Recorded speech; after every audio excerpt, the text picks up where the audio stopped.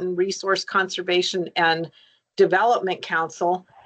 We have been working with a lot of different agencies for the last year, trying to do fire recovery, flood mitigation, those types of things. And I apologize that we had to cancel our in-person meeting last week, but we thought it was probably the most prudent thing to do given the weather and the events of last week. We're going to move ahead with this meeting, looking at the primary focus of this meeting here is going to be on recovery of the watershed itself. I know that everybody has a lot of questions about flood remediation and what is going to happen in that world. I can let you know that there are a lot of agencies who are here right now doing assessments. We will be doing more of a flood focused recovery type meeting as soon as we can get that organized. But we wanted to make sure that you as property owners in Lincoln County have the opportunity to hear about these two really great programs. One in particular because it has a fairly short sign-up period for it. So again, I appreciate your joining us very much. And I'm going to throw this over then to Erin McElroy. And Erin is with the New Mexico Forestry Division. And she is working on some of really great programs. I know that when she talks about it, you will realize you've seen some of the work that has already happened. And we're looking forward to doing even more work within the county. If you will do us a favor, go ahead and mute your microphones as part of the meeting. Erin, I'm assuming we can put questions in the chat, and then Erin will let you know how we want to handle questions going forward. So with that, Erin, you're up. Thanks, Laura, and thanks everyone for joining us. Just echoing Laura's apology for canceling last week. We know a lot of you rearranged your schedules to try and make that meeting, and we appreciate you staying flexible with us. Please go ahead. We're going to have a little bit of that for a while, but please go ahead and put questions in the chat and or save them. We did set aside quite a bit of time at the end of the meeting to get to your questions, but we want to first kind of give you an overview of the programs that we're talking about. And so the first program is that Farm Service Agency Emergency Forest Restoration Program, and we're going to have Debbie Beebe present for us. So I'm going to share my screen, and that should have Debbie's slides. Good evening, everybody. My name is Debbie, and I do want to send out my condolences or my sympathy to Ruidoso on all the floods that have happened. I can't even imagine what you all are going through. So anyways, the program that Farm Service Agency is going to administer and conduct is the EFRP, which is the Emergency Fire Restoration Program. And it's going to be for the Salt Fork Fire only, the 2024 Salt Fork Fire only. This sign-up period that ends August 8th is just going to be for that period. Anything after that will be addressed in the future. So again, the fires that happened there will be covered under this emergency relief program, and I'm not going to go through the agenda. So on the next slide, the eligible land would be payments to eligible owners in a non-industrial private forest land to carry out emergency measures. So basically pretty much what most of y'all that went through the South Fork fire. Next slide. If you have existing tree cover,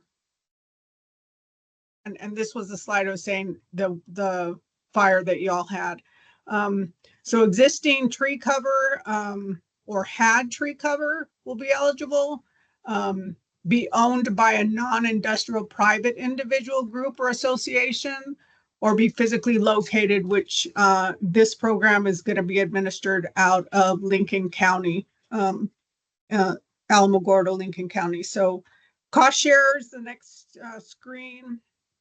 Up to 75% of the cost share, limited to $500,000 per person or legal entity.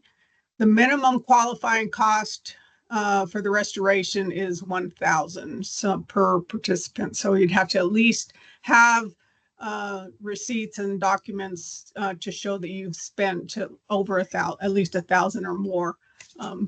Waivers are available. So most of you may have already started some practices out there. I don't know. And again, I don't know much. This is a new program, so we're all kind of going to go through this together.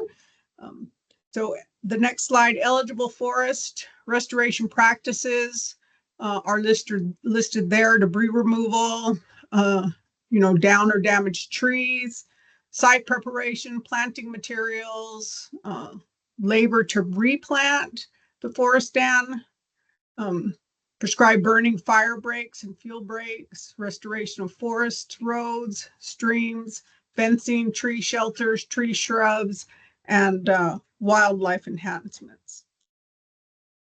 So the application process, you'll want to get in touch with, it's going to be administered out of the Alamogordo FSA office, which is in the last slide that we come across, they'll have a phone number. But we'll be taking applications on anybody who is interested in this program. The deadline again is August 8th, so we only have not too long from now to get those applications in.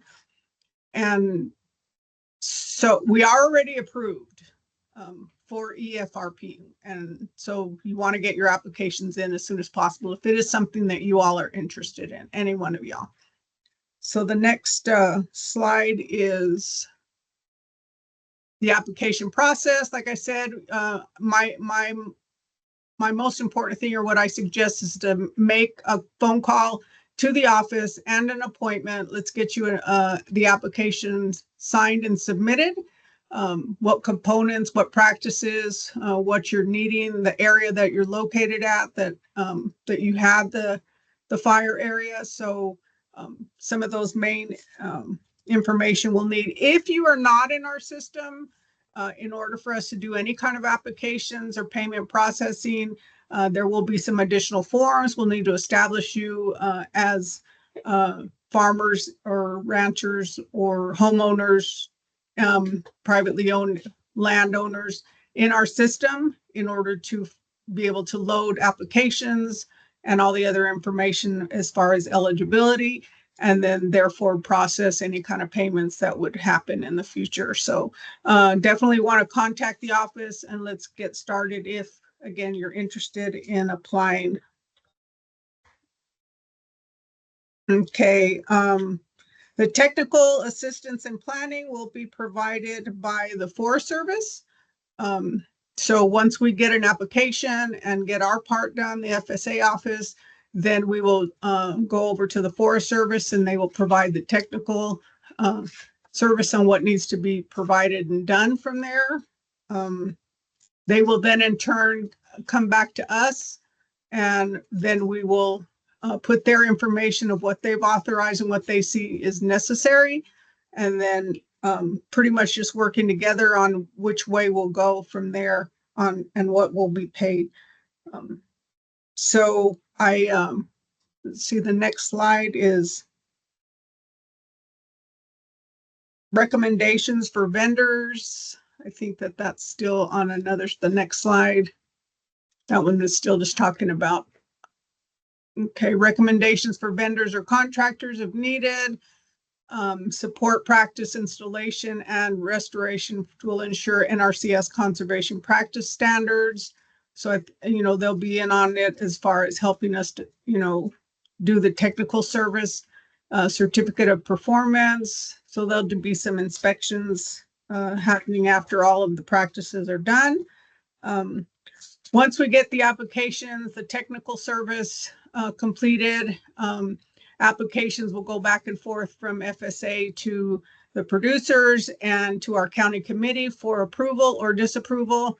And then each one of you all will get notified through email, through a letter, whether it was approved, disapproved, and for how much, and what practices are eligible to be reimbursed. So if you can continue a couple slides. The FSA, that's where the FSA, Otero Lincoln County Committee will review all the applications that we get. And then you'll be notified. That's just a copy of what the application will look like. Which they're very small, so the best thing would be is to come into the office and let's fill out an application. We can also do anything through email. So once we get a phone call or an application, or we can also do emails back and forth and signatures. So, and then on the next screen, once to get reimbursed, producer's record should include documentation of the cost for reimbursement, such as your invoices, receipts, canceled checks, cost of labor, equipment cost, so material costs. So you'll want to start saving if you have, to continue getting reimbursed, you want to start saving your receipts if you haven't already done so. And then those will accompany once the reimbursement process starts. Let's see, local forester review. FSA will issue cost share, and then like I said, we'll issue the reimbursement cost share once we get all the invoices in and loaded into the system. And so really basically feel free to scan that. You'll get a fact sheet on the emergency fire restoration program. So anybody who wants to take a moment and scan that, feel free. If not, on the next slide is going to be the Otero Lincoln County mailing address and phone number that you can contact with any questions. And also, get a application in that office. And we'll be happy if you call the office to email any kind of applications to you all. That's pretty much all I have. If you all have any questions, feel free. Myself or my supervisor is on the line as well to answer any questions that you may have. Thank you. Maybe this is Laura. When you said waivers are available, is that a waiver of the 25% match, or what exactly does the waiver cover? When you said that, I do not have the answer for that, but I will get one for you unless Lisa has an answer on that, because I am not sure. Thank you. So the waiver was for the minimum cost. We had said that, the minimum cost to be eligible for this program was $1,000. So if somebody does come in and their cost share request was less than $1,000, we can review that and possibly grant a waiver to allow them to still participate in the program. it's me again, and the question is, do you allow in kind for the match? So if a property owner wants to do a lot of the work themselves, can they document that and use that as their match? Yes, we do allow for that. I see in the chat that there's a question, how is cost share percentage calculated? That we pay the lesser of the two. So we are given a cost docket from our national office that has the dollar amounts for each of these practices. It might be by acre, it might be by cubic yard.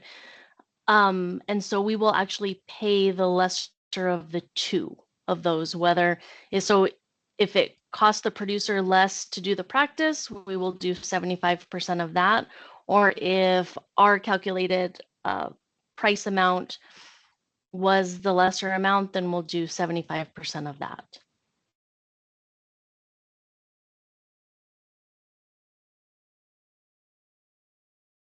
So if you don't have receipts, that is going to be a little bit tough because we do have to have some kind of documentation showing,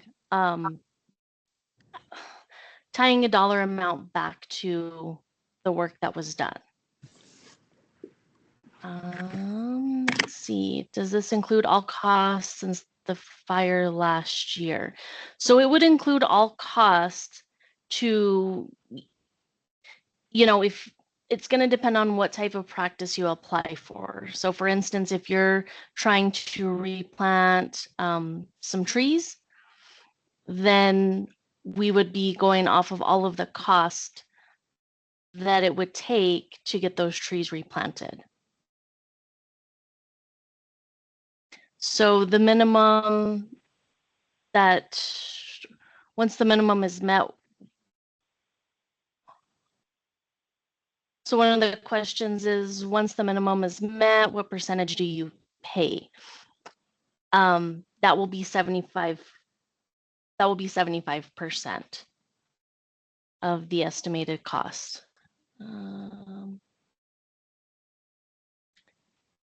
How do we get a copy of this recorded meeting? I'm sure that Erin and her group will discuss that a little bit later.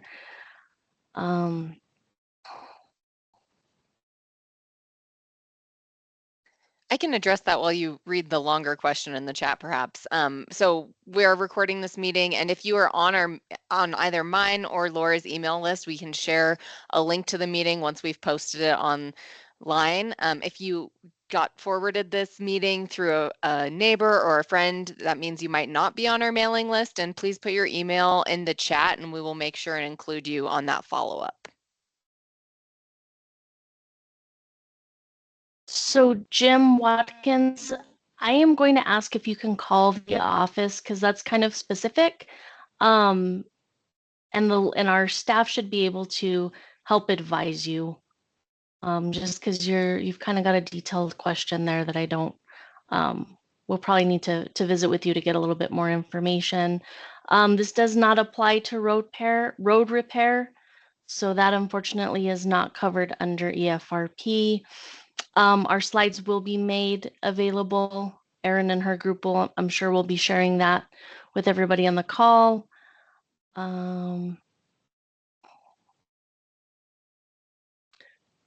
So Lisa, on the burn tree removal, we will have to, same thing, please call the office. That way we can kind of discuss that in further detail to see,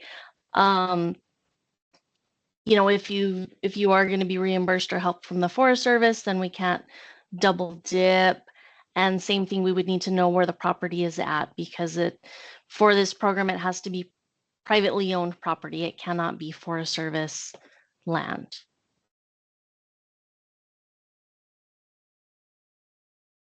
Jack, I would ask for you to call the office as well so we can discuss planting your trees and making sure that you do qualify.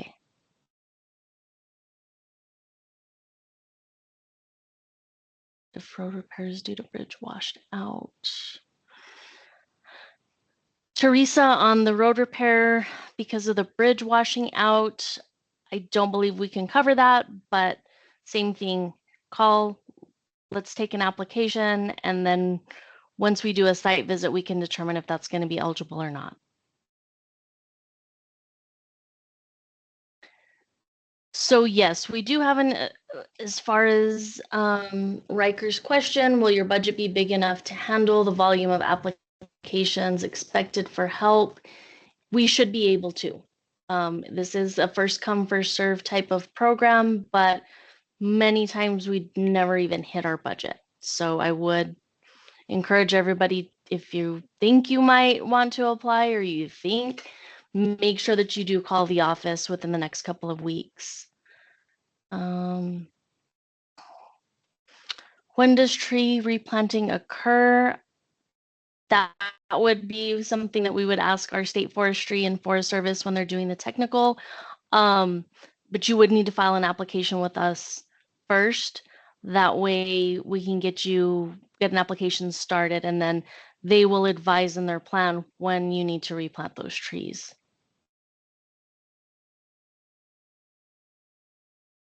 Under EFRP, we do not have any services to evaluate the trees that have survived the burn scar.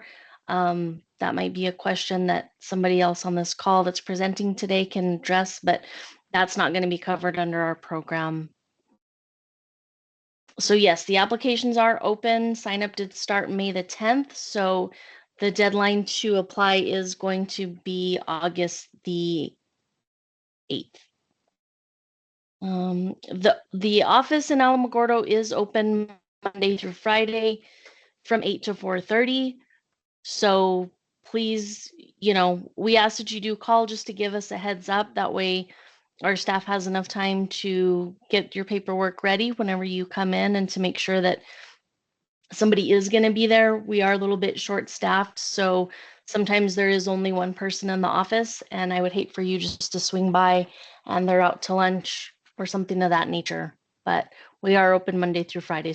So please make sure that you do give them a call. If nobody answers, please make sure you leave a message and somebody will call you back timely. So we can't do anything with private water wells under EFRP. Stay tuned on tonight's call. Our other agencies may have something that can help you with that.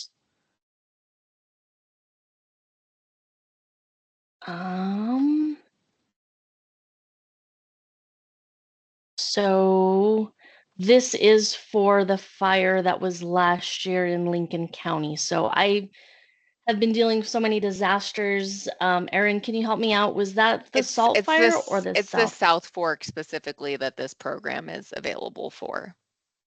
Okay, so I hope that answered somebody's question. For the folks that are in Los Lunas, you do not have to go in person. We can do most of this via email. We do have some offices that are closest to you. We have one in Albuquerque and one in Socorro. So if we absolutely need you to go into an office, you could probably run into one of those to complete your paperwork. And then that office staff could get that over to Debbie and those folks in Alamogordo. Fencing repair is included in EFRP.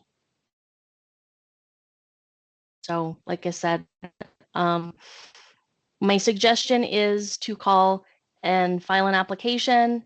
And then as we're working through those applications at that point, once we have more specifics from all of you, then at that point we can tell you if you are eligible or if you're not eligible.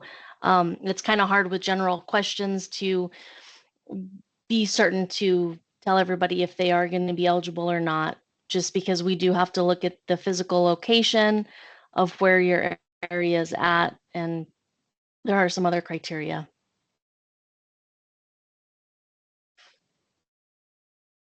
So Mike, Lily, I would ask for you to contact the office first, because we need to see if you are in our system, that like Debbie alluded to at the beginning of the presentation.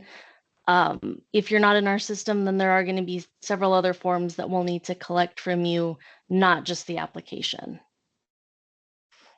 You can hire your own contractors to do the work. You will just need to save those receipts. So when it does come time, once the practice is completed, you'll turn in those receipts to get reimbursed. And I did put my headquarter office, which I'm out of Las Cruces, New Mexico. I did put that in the chat. If somebody does not answer at the Alamogordo office, feel free to call and leave me a message on where I'm located out of Las Cruces. Debbie, can you also put in the Alamogordo phone number for these folks? Yes.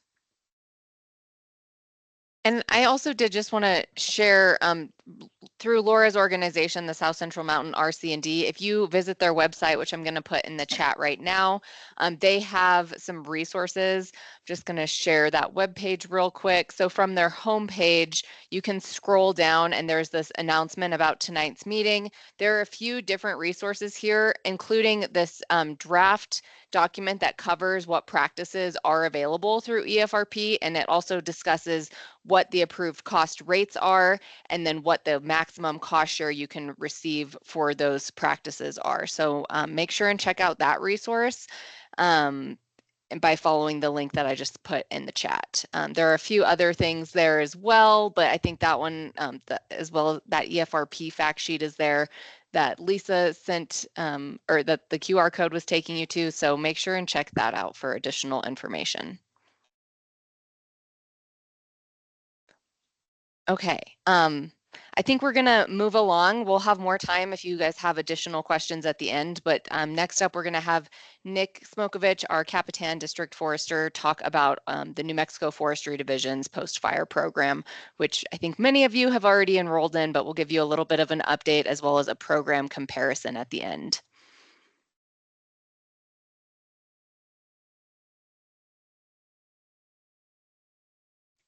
Great. Thank you all again for attending tonight. I know you're all very busy and dealing with a lot right now. So just to kind of give you a quick background, the New Mexico State Forestry Division Capitan District Office, where I'm located, is kind of the point of contact for this.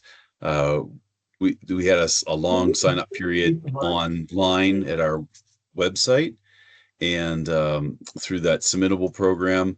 And what we were basically looking to do is two major things. Is one, we had to show public benefit. So the projects that were first on the list to get done were ones that were on the top of the ridges and basically the top of the watershed.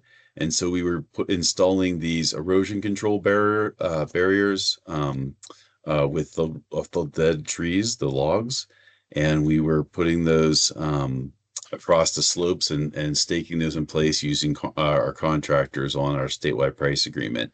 So once a person were to sign up and provide that legal proof of ownership, whether it's through a deed or property insurance, that and fill out the right of entry permit, that basically gave us that that step in to where we could send out, as someone mentioned in the comments I saw from the Davie, they were assisting us in that, writing these initial prescriptions, and then we were converting those into a task order in which we could send out a contractor to do the work of removing either hazard trees or to install these log erosion control barriers.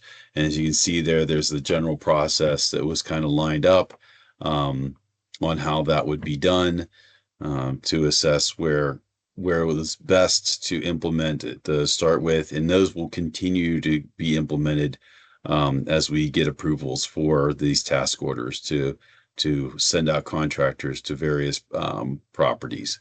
So we know, like as Aaron mentioned, there's a lot of folks that were on the waiting list, and they will still continue to be contacted as we get approvals in this new fiscal year, and get those out to where the work can get started.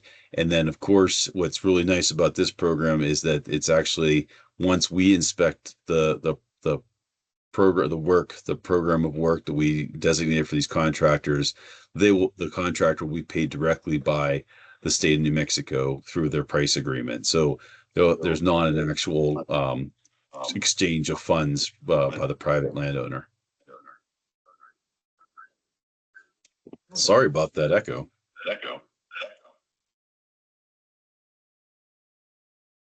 Yeah.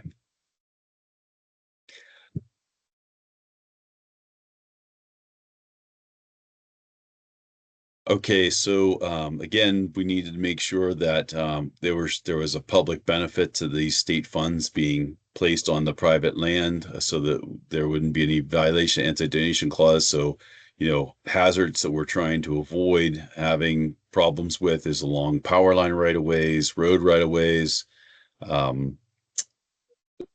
anything that would block access into the property.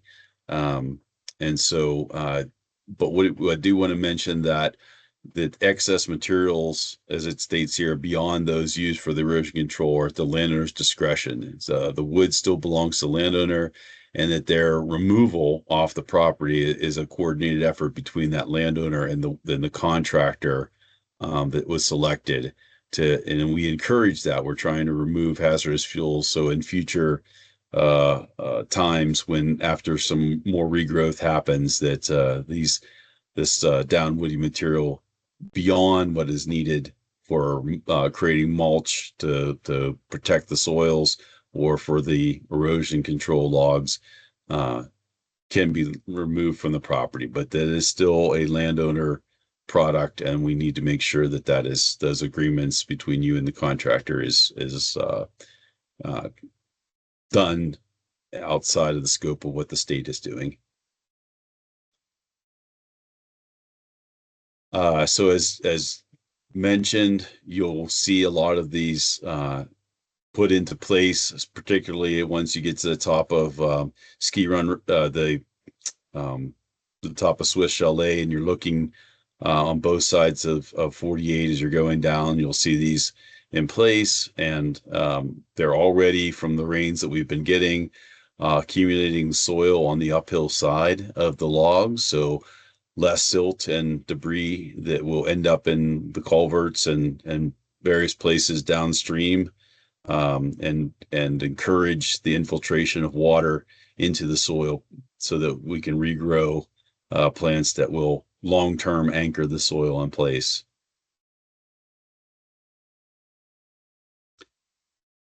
So again, these are the mastication is just the grinding up of the branches and small trees with a masticator, similar to chips, a little larger, and basically providing that soil cover on bare ground that has not started to recover from the fire, where it burned much too intensely and caused hydrophobic soils, or just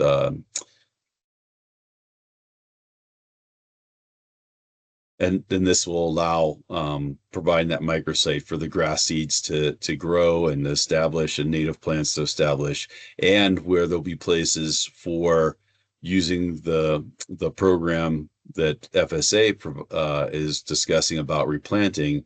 It's also going to provide those sites where those seedlings can get planted and have better success because we have the mulch and the soil stabilized. Okay, up to date, we've worked, over, we have 426 acres completed so far, and we have a lot more, as you can see, 140 landowners signed up. So please be patient with us as we make our way around. We tackled some of the largest sections we could to minimize that rainwater runoff in those first projects, and now as we continue to go, we're going to be grouping some smaller properties together so that we can assign a single contractor to do multiple properties to expedite and to make more efficient use of the funds. And so we are still actively accepting new applications. We're going to continue to look for funding sources as we use up the initial allocation that the state provided, and then we can show that there's a need for additional work by getting those applications and securing it more funding. All right, thanks, Nick. So real quick, I'm just going to give a really broad discussion on what the main key differences are between our program, which is the Forestry Division, which we have abbreviated, apologies, NMFD post-fire program, and then the Farm Service Agencies program, which is the EFRP program. So I would say landowner responsibility is very different between these two programs. For the New Mexico Forestry Division program, once you submit your application and those supporting documents, the right of entry, as well as the proof of ownership, we basically handle everything from that point. So by signing the right of entry, you are giving us the ability to determine the best practices on your behalf and to hire a contractor to implement those practices, to inspect those practices, and then to pay the contractor. Again, we have to demonstrate that public benefit, and that's how we're prioritizing where we work first, but we really do take the majority of the work off of your hands and do it in-house. I will say, you know, Nick just talked through the practices, and I think one of the other key differences is that our list of practices, at least currently, are really limited to that hazard tree removal and then those 2 erosion control practices with those log erosion barriers and the mastication.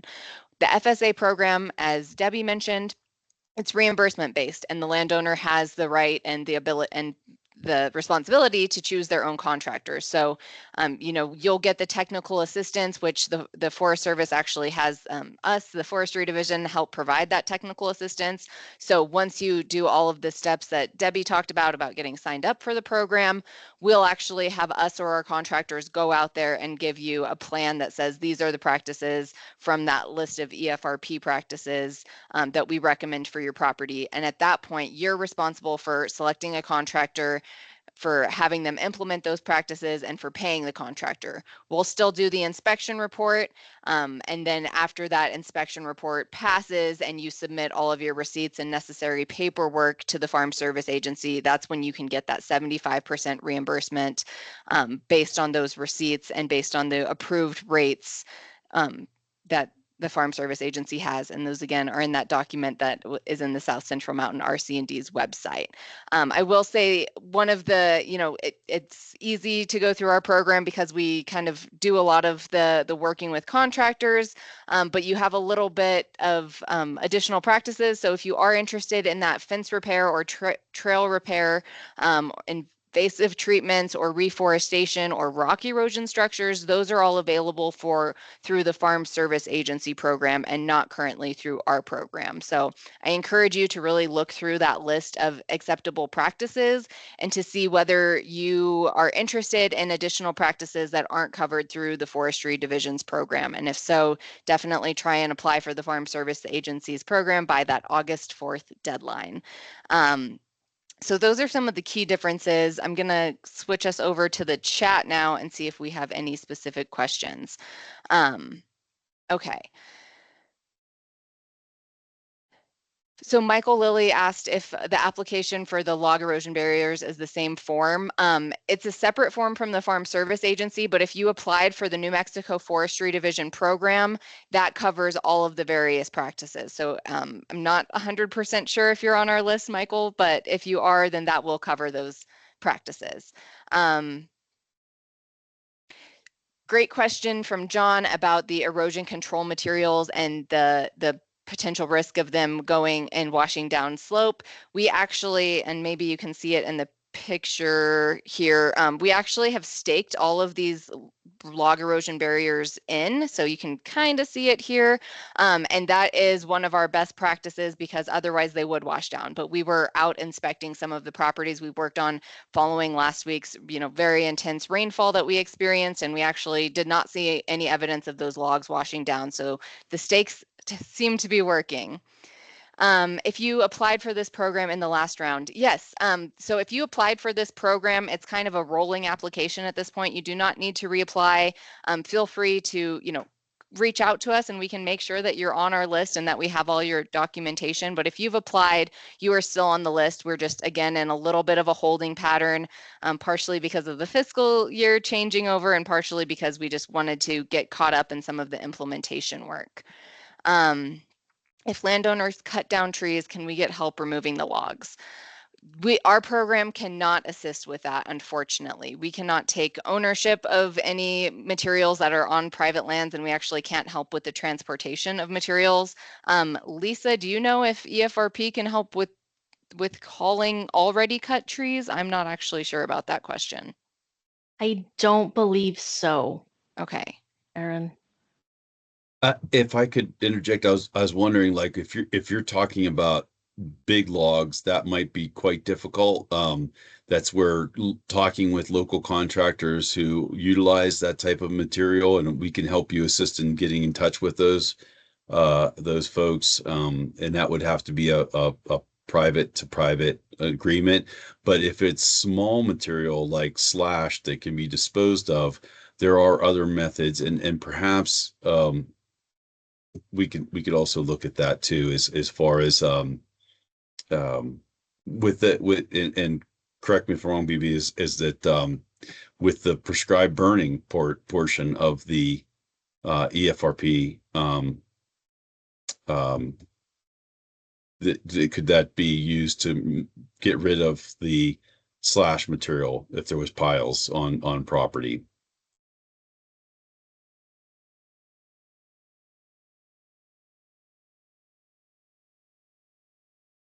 Oops, maybe I didn't state that correctly.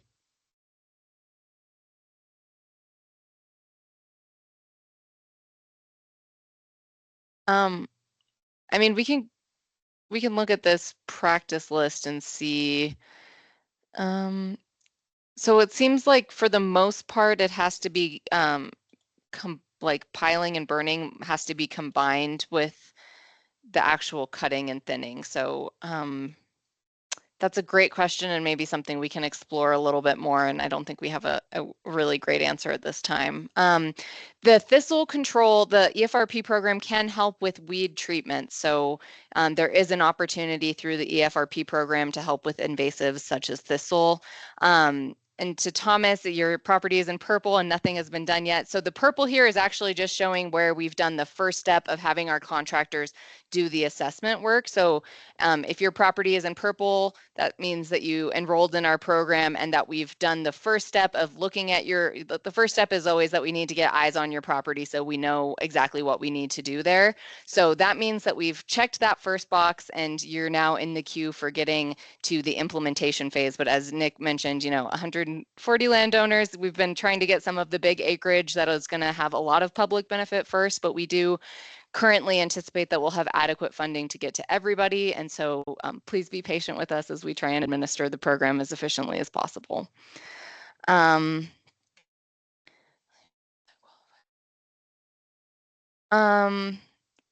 For Ken, if your property is above Alto Lakes Recreation Area, if your property is not within the burn scar, unfortunately, the funding that we got is really limited to the property had to have been impacted by the wildfire. That's kind of within the overarching funding that we're using for this program. So if you're in the burn scar, you qualify. And if you're not in the burn scar, unfortunately, you do not qualify for our program.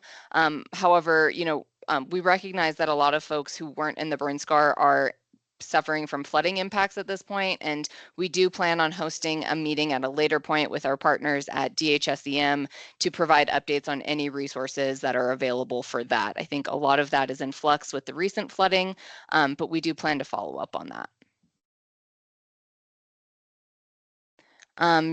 Jack Musa, the $500,000 maximum doesn't matter how many acres, 10 or 200,000 acres. I believe that's in regards to the EFRP program. And Lisa or Debbie, please correct me if I'm wrong, but I believe it doesn't matter on the acres, but the price will be determined based on those practices. So I'd say it's very unlikely with 10 acres, you're going to have a $500,000 list of practices, but that's correct, Erin. You're correct in that statement. Okay. Can you apply for both programs? Yes, absolutely. We encourage you to do that. If there are practices that you're interested in that are only offered through one program or the other, we can definitely apply for both. We want that's one of the reasons we're trying to tell you about both at the same time so that you can see the kind of distinctions and understand when one program might be a better fit than the other, or if they both seem appealing to you. How do I find out if I'm registered with New Mexico Forestry Division? You can shoot me an email. I'll put my email in the chat right now, and I'm happy to check on your application status.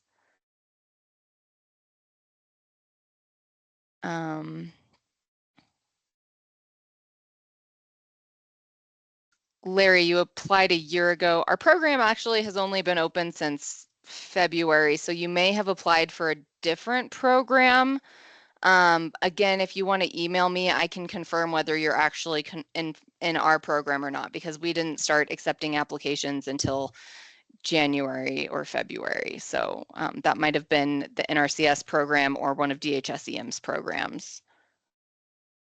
There are a lot of programs for you all to navigate, and I feel for you. So that's why I'm happy to let you guys know offline whether or not you're enrolled in our program. Reforestation is recommended 3 to 5 years after fire. Does that also apply for smaller lots where soil biology can be added to speed things up? Yeah, I would say one of the key things for reforestation, like the timeline, can really vary based on site conditions. And so if you can stabilize the soils, that's what we always recommend as the first step before reforestation. And that's just because if you have soils that are eroding actively, that is really going to hurt your seedlings' chance of survival. However, if we do active erosion control, like these log erosion barriers, especially, that soil is already building up behind those logs, and it's creating a really nice little microsite for planting. And so in those instances, we might be able to speed up the watershed recovery enough that you can reforest in a quicker timeline. I would still say it's probably best to wait at least a year or two, but we're already at a year. So if you're a year out and you've done those erosion control practices to stabilize your soils, and if you're having, good grass cover and things aren't actively moving around every time it rains, it might be an okay time to start considering reforestation. And I'm actually gonna, Frank is going to be our next presenter, and he can talk more about some of the reforestation details. Gloria, you can absolutely call or email us to get an update on whether your property has been assessed. For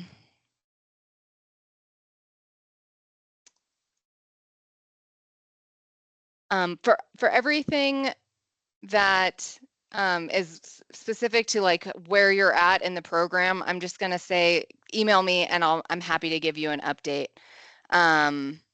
Mastication is done on site. What size logs can be ground? I'll let my real forester answer this question, but it's any size log can really be ground up, right, Nick? Assuming it's not.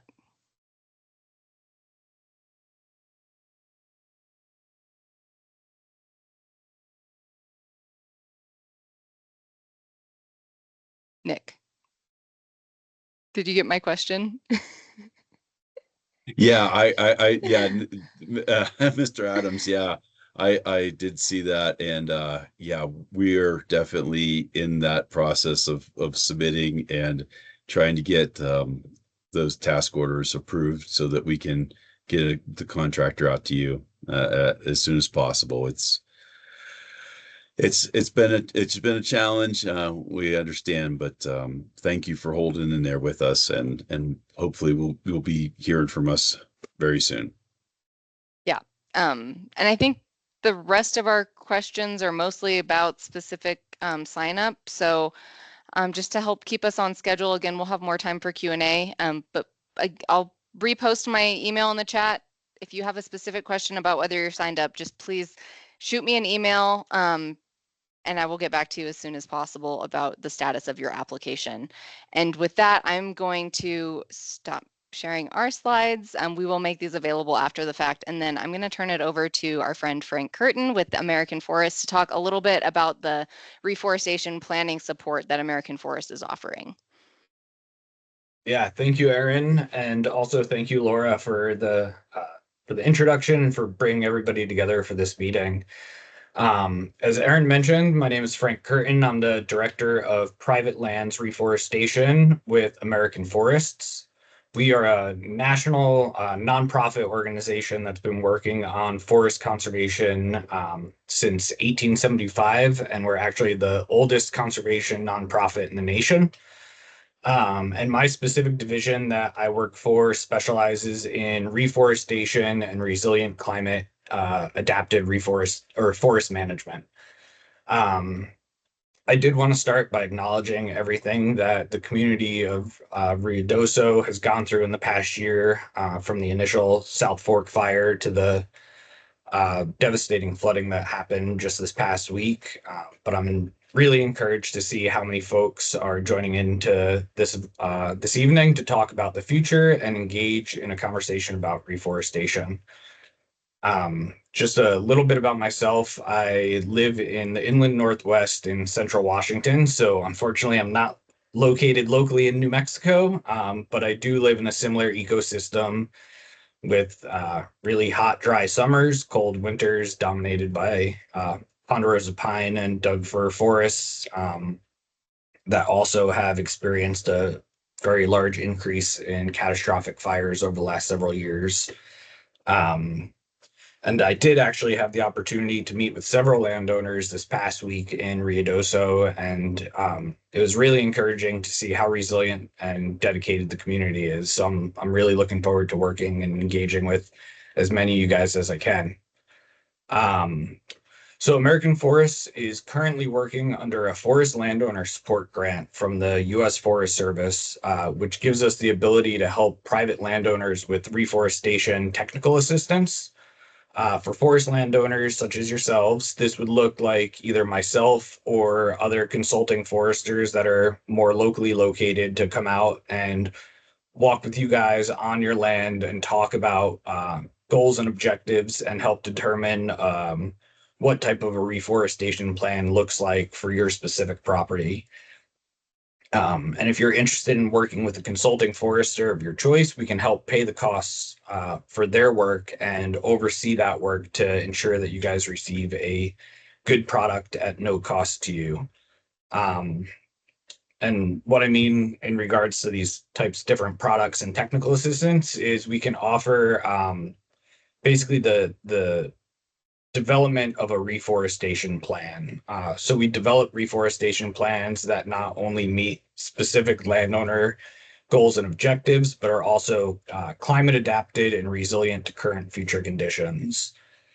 These reforestation plans provide information on things such as tree species to plant, stocking rates, basically like how many trees per acre you would need to plant, information on best management practices for plantings, such as like microsite selections that Aaron had alluded to earlier about like planting behind the logs that are building up soil to basically increase survival rates. And then this information can be used to basically give you guys information on what to order in terms of quantity and type of seedlings for a reforestation project. And also it kind of gives you instructions or guidelines to give to a planting company on how a project should be implemented to ensure that you have the best success in reforestation. One thing to consider is oftentimes there's a lot of seedling mortality in reforestation projects. And so what we want to do is when we order a lot of seedlings for reforestation projects is to give them the best chance and the best shot at survival, and making sure that contractors that are doing project implementation have the best information for success. We're also helping landowners explore whether their property could qualify for voluntary reforestation carbon markets or other emerging markets, such as water quality or biodiversity markets.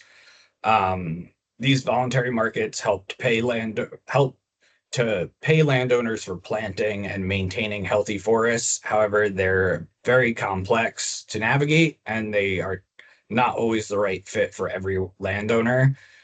They typically require hundreds or even thousands of acres for enrollment and carry expensive upfront costs. But that being said, American Forest can help landowners navigate the intricacies of those markets to actually determine if they're a good fit or not, and help cover the upfront costs for feasibility for projects. That way landowners don't have to spend a lot of time and resources to research something that might not actually pencil out or be a good fit for them.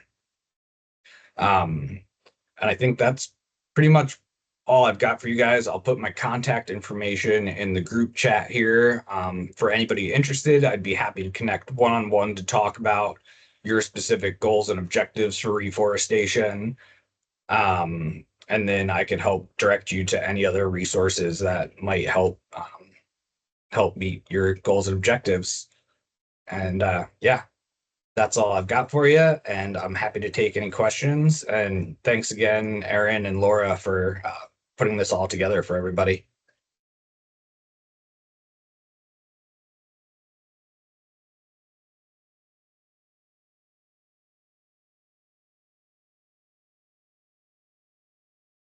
And I would like to add, if you somehow miss Erin's information or Frank's information, by all means, you can give me a call and I'll make sure I point you in the right direction. So I will put my cell number in here.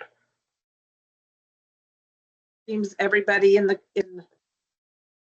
the county has it already, but give me a shout if you need more information from Frank or Erin or Nick, and we'll point you in the right direction. I'm really happy that American Forests has joined our efforts here, because I get a lot of questions from folks about the reforestation and their desire to do that. And it's just not as easy as it might sound, because like Frank said, we do have a high mortality rate, and things like seed banks from our local area and those types of things have to be looked at. And I wish it was an easy thing that we could say, yep, plant them this fall and you'll have trees going by the next spring. But it is a long-term process, the healing of our watershed. And I really appreciate all of the partners, FSA, New Mexico Forestry Division, American Forest, because it's going to take all of us to really heal the landscape here in Ruidoso.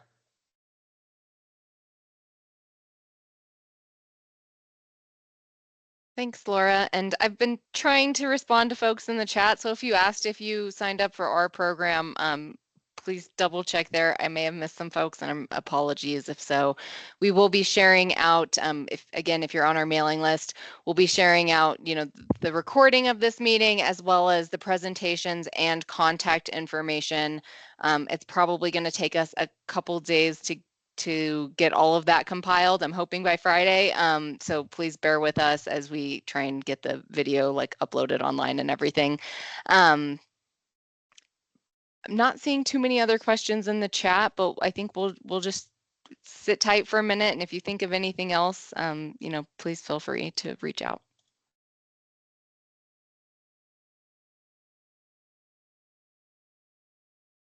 Can you hear me? Yes. Okay. I want to thank you for this meeting. It was really, really great. Gave me a lot of information, and I applaud you all for doing it. I'm going to go now. But again, this is so great. Thank you. Thank you, Michael. Appreciate that feedback.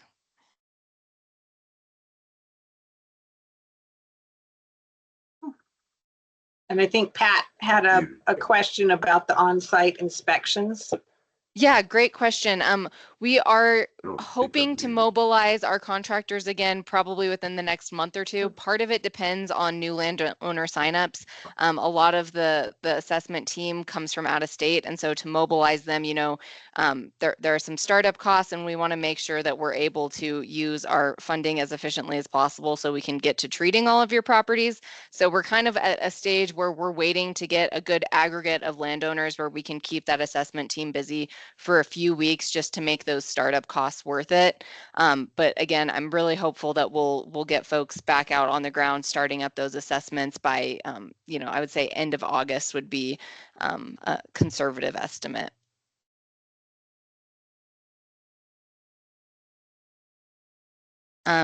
Riker Davis had a question about your contact information, Frank. I know you posted it earlier, so I'm just going to copy it, or I'll let you copy it over so that it comes from you and I'm not making things more confusing.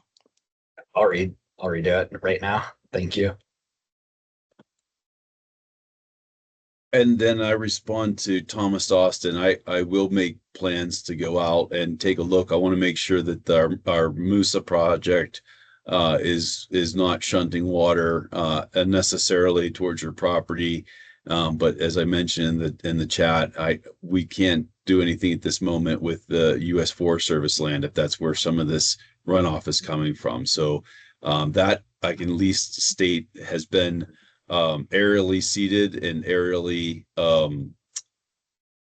mulched with hay, like a hay product. And so hopefully we'll start seeing, now that we have all this moisture, some growth that will help stabilize some of that federal land. But we'll continue to keep working on with the private landowners who are signed up through the state's funding. And Chuck had a great question about any basic guidelines for replanting trees. I'm going to maybe take part of that question. And we are actually, the Forestry Division currently has somebody under contract to create a landowner guide for reforestation. It won't be specific to this area. It's meant as a statewide resource, but I would say, Frank's team and our foresters in Capitan can probably give you the best advice as to which species to consider. But a general rule of thumb is like what was growing there before. Often ponderosas are probably a good fit for your site, but there are some intricacies as to selecting the best species. So I really do encourage you to work with Frank and our forestry district on those best practices to make sure that your seedlings survive, because nothing is worse than spending a lot of time and resources on replanting trees to have them not survive. And Aaron, I'll just add, we also want to see the long-term benefit of them. And so the right tree in the right place. So not too close to where you're rebuilding, to where the fire danger, and then also any power lines and things like that. We want to be sure that these things have the longest, healthiest lifespans possible and continue to provide benefits. So I'll add that. And then Lisa's question about removing dead trees that you're concerned with falling, that might be reimbursable through the EFRP program, but you would have to register and you would have to have receipts, I believe. Lisa, again, please correct me if I got anything wrong or if there's any nuances to add to that. Yeah, I think the best thing is going to be for you guys just to call the office, and that way we can research. Like Debbie alluded to, this is a brand new program to FSA, so we have not really run through a huge sign up and know the ins and outs. So I don't want to discourage anybody from applying and saying, no, that's not eligible. So please call, let's make an application. And then once we have more details, we can let you know at that time if you're eligible or not. And same thing, please save your receipts. And if you're doing the work yourself, we will assist you in kind of coming up with a dollar amount, probably an hourly wage. That way we can properly reimburse you. Thanks, Lisa. May I speak for a moment? Absolutely. I wanted to thank y'all also. This is Jack Musa. Aaron, Frank, Debbie, Nicholas, Laura. Laura, you've always been great to work with. We appreciate y'all's time and efforts and energy. I'm trying to put Ruidoso back to what we all remember it as. Thank you. Nick, would you like to, or Aaron, just make people aware also, even though we may not be ready to start replanting, but make them aware of what the seedling program through New Mexico Forestry Division is about? Sure. And Aaron, if you won't mind, while I'm talking, could you post the link to that website? So yeah, through the New Mexico State Forestry for decades, I'll just say, we've had a seedling program that's available to low or at cost seedlings for conservation replanting to private landowners. And so they're sold in lots of like 29 trees to 49 trees to a lot. So that we're talking about quite a few of these for doing just this kind of work. And they just opened up the fall sale. So basically We are taking orders now for delivery in late September, October. Those are UPS, and they'll arrive at the designation that you determine. And again, fall planting is actually a good time of year because we are receiving moisture now. We hope that we will have winter moisture that could get the seedlings through if they're planted in September and October. And then, but there's also a spring seedling sale that we take orders in December, and those are delivered, March, April-ish time period. And so it really depends on what altitude you live at, as far as, for this area. We know that from this spring, we had a really dry spring, very windy, very low humidity, hot and dry. So unless you were able to provide like a drip irrigation system to seedlings, if they had been planted in the spring, probably would not have made it. So fall planting, I feel, for this area, based on our last experience of weather, I feel is our best chance. But Frank might have some great ideas that I'm not aware of, and I'm anxious to work with him and find out what we could do to make multiple times a year a better success rate. And then lastly, about the seedling program, it's kind of first come, first serve. They opened it up, and certain species get purchased out quicker than others. And there's a lot of variety there of native plants. So not just trees, but different shrubs as well.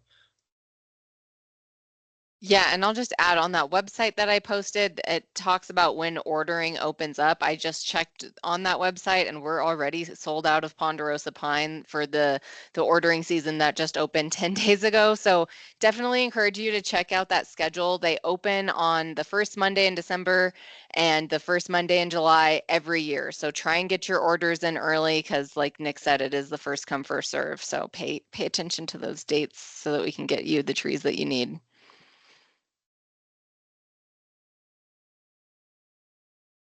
All right, I was waiting for a question from Martina. Martina? Yes, sorry. I was trying to log in.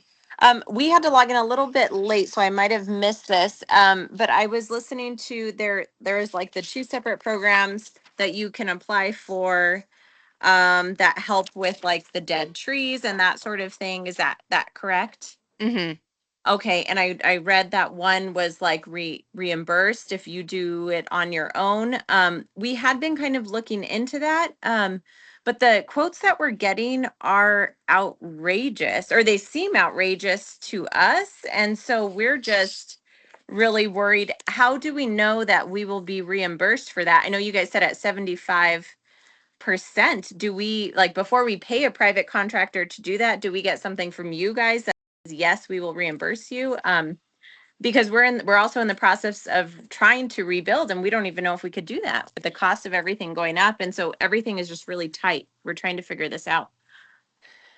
Yeah, I understand that, and I feel for you. And I would say, if there are practices that are covered through our program, through the Forestry Division, so you mentioned removal of trees, we can do that and the erosion control work, and you don't have to pay the contractors up front. We pay those expenses. So definitely encourage you to sign up for our program for that. And then for EFRP, when it comes to the approved rates, I'm just gonna put a link to this document, and it has the approved practices and the approved rates. So these rates are what EFRP will reimburse you that 75% of, or 75% of what you paid, depending on which is lower.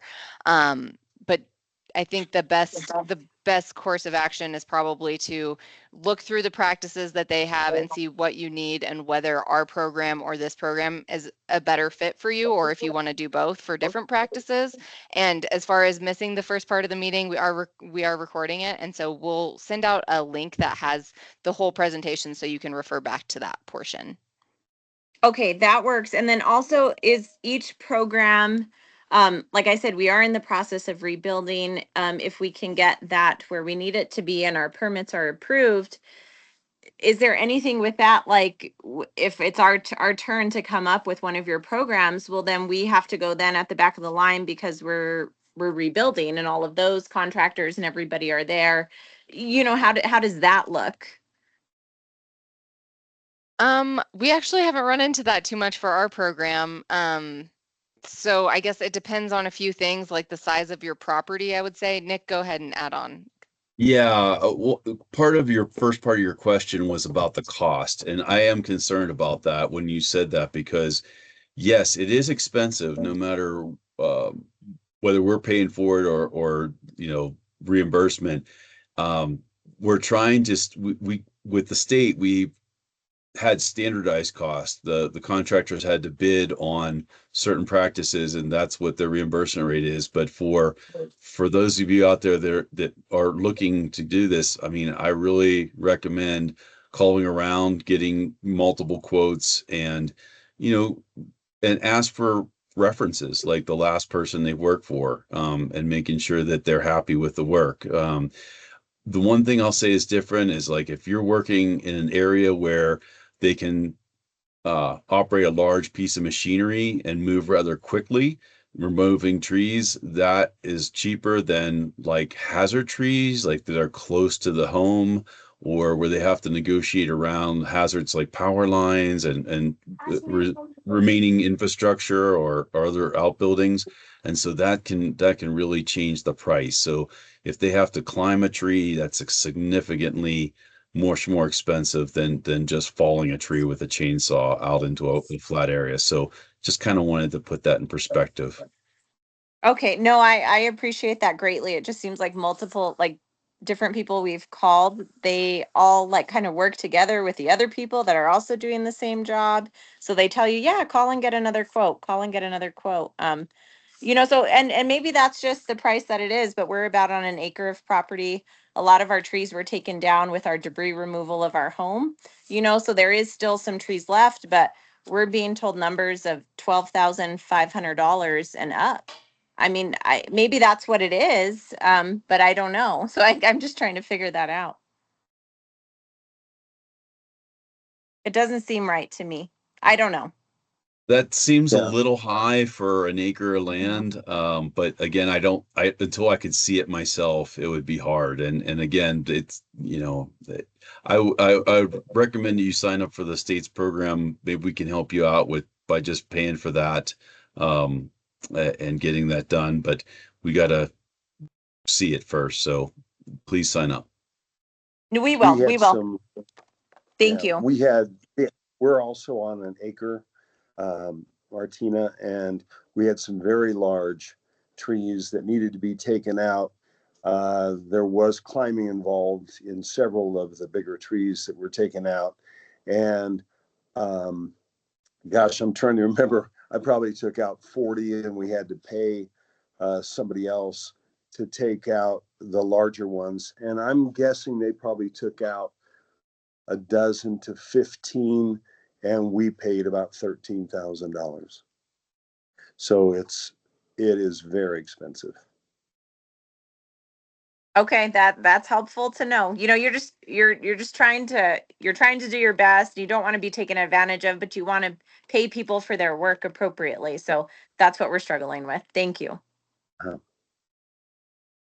Nick, can you address Pat Guthrie's question? As I know there's not an average going rate, or I mean, is there anything that you can say when she says approximate going rate per tree or per acre for cutting and removing the trees?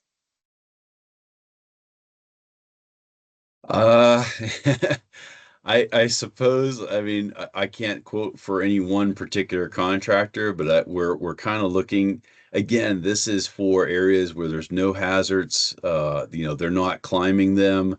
They're able to drive up to them with those large masticators that are either grinding them or can cut them off at the ground and move them.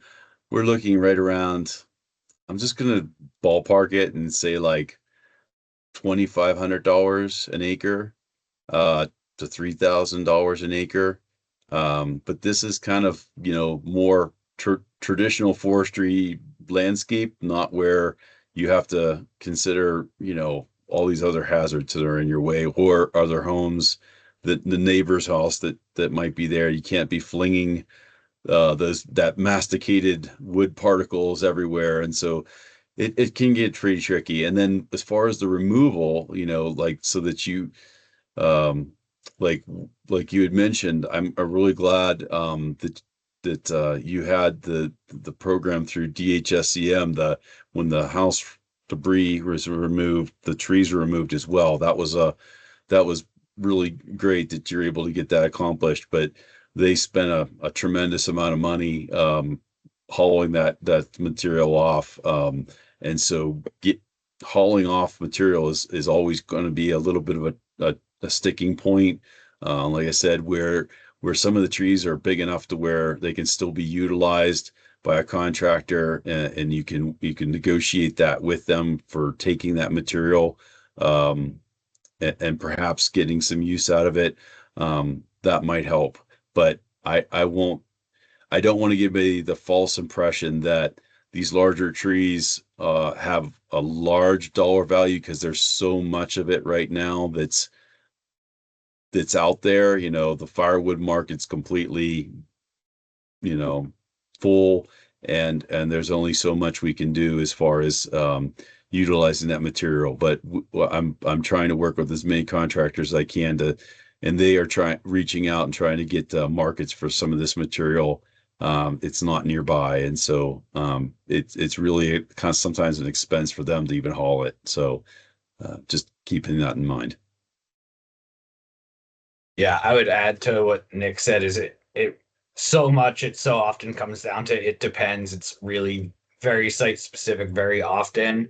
And also the economy of scale sometimes plays into it, where if a contractor could go out and do a 50-acre project versus a smaller 5-acre project or something like that, just the mobilization costs, it does fluctuate a lot. But yeah, all I would say is like multiple bids is the best route to go. And potentially with the economy of scales is even talking to neighbors to see if they need work done at the same time and utilizing the same contractor, where if they're bringing in equipment, they don't have to bring it back and forth a whole bunch of times, because yeah, that just adds into the cost things. I also had just one more quick question. For any of you who are familiar with the landscape, kind of in Alpine Village up on the top of Musket Ball, going down Big Bear, it used to be Big Bear Road, Musket Ball. There's like a common park area that was at the bottom of our property with a lot of dead trees as well. Will the village or somebody be taking care of those, or is that somebody else? It just seems like a safety hazard. You know, we go over there with our kids. You know, we always used to walk that area, but now it just seems like a dangerous space. Who's in charge of taking care of all of that? I'm somewhat familiar with the area you're talking about, and I hope I'm not the common area as part of the Alpine Village subdivision, like grouping. Is that the one you're referring to? Yeah, kind of. There's like houses, yeah, on Alpine Village Road, like up on the north side. And then Musket Ball goes all the way up to the top. There were some houses there, but then there was just like a common park area, they called it, underneath Okay. that where nobody could build. So Right. it was I all, think if it's the same place we're talking about, they signed up as an HOA to do okay, that, as well as the private lots at the top of the hill. If okay, that's the same place we're talking about. And we do have the Village of Ruidoso did sign up a property there below Alto Lake that burned, and we're working on that. We'll be working on that one as well. But I wasn't familiar with that there was actually Village of Ruidoso, like a park or area. So I'm thinking it's that HOA common area that you're referring to, and that will be treated. okay. Thank you. We just wanted to double check on that. It just seems scary.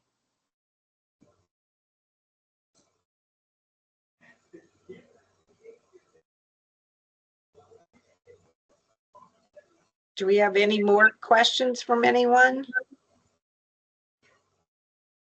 And I really appreciate everybody participating like this. It's really helpful to get folks together and provide some common knowledge there, and some, to know you're not alone.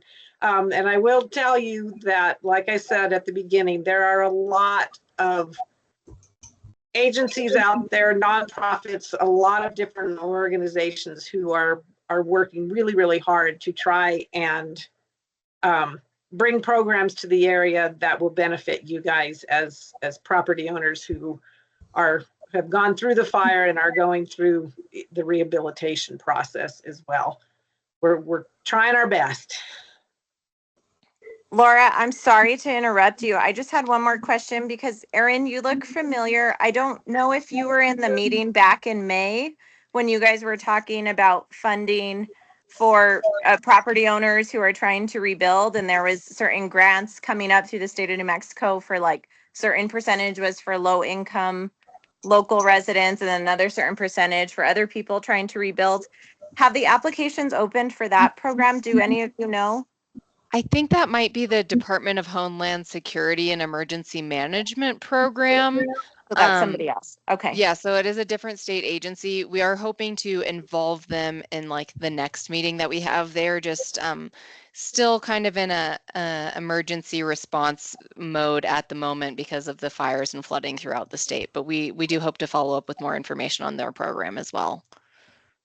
Okay, just wanted to check since we were on here. Thank you. Mm-hmm.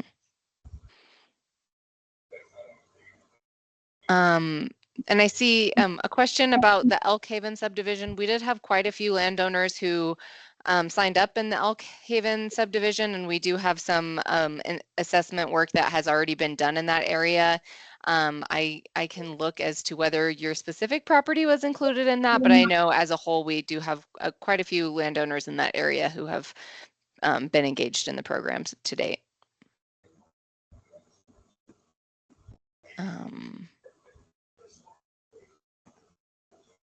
And Lynn, I'm not sure about the answer to the Malone Road question. I could, if you want to send me an email, I can follow up and let you know. We actually can't have groups like homeowners associations or the cabin owners association apply as a group. Our program requires that each individual legal owner must apply separately. So it's, if we do have applications in that area, they're not as a group, they would be individual applications.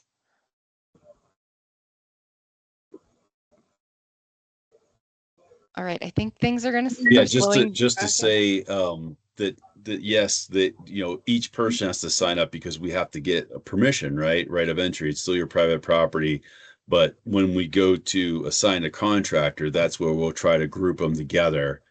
These smaller lots, an acre or less, to a single contractor and keep that going, and then.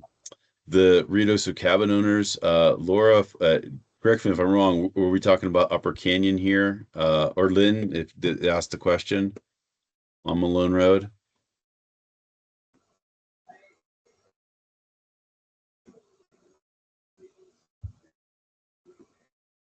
Yeah, if it is Upper Canyon, that is an area that we're definitely wanting to look at.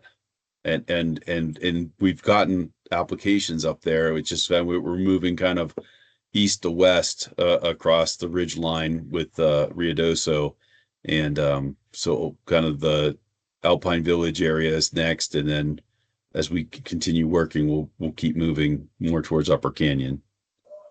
And please do share this information with friends, with neighbors.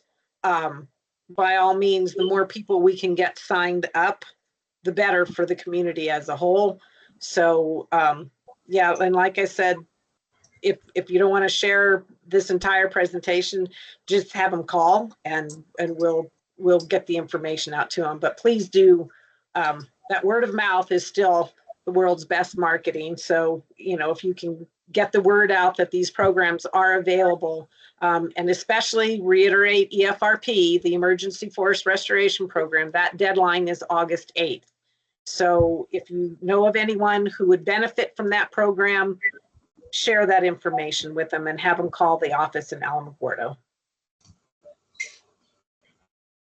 And the question about if there's a deadline for the Forestry Division program, there isn't a firm deadline. However, I would just encourage you to get your applications in early because, you know, if we're already working in your neighborhood, especially, it really does help us get to you quicker if we already have you on the list when we work in a certain area. So there isn't a firm deadline, but there's also, you know, we are obviously going to work on the properties that sign up first in a prioritized manner where we're making the biggest impact, but we can't start working on your property if you haven't signed up. So I encourage you to sign up, but it won't actually be closing anytime soon. The question about the Forest Service, we unfortunately don't have anyone from the Forest Service on the call. I know that they are planning with some of their emergency funding to do hazard tree removal.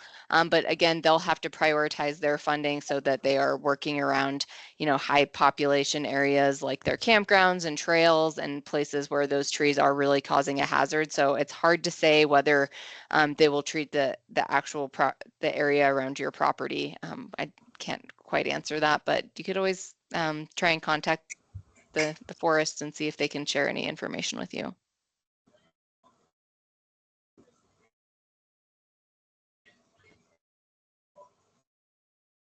All right, I think I'm going to stop the recording. It seems like the questions have stopped trickling in. Thanks again, everyone, for joining us this evening. Really appreciate your time and your interest in recovery. Thank you, guys. Thanks much. Thanks, everybody.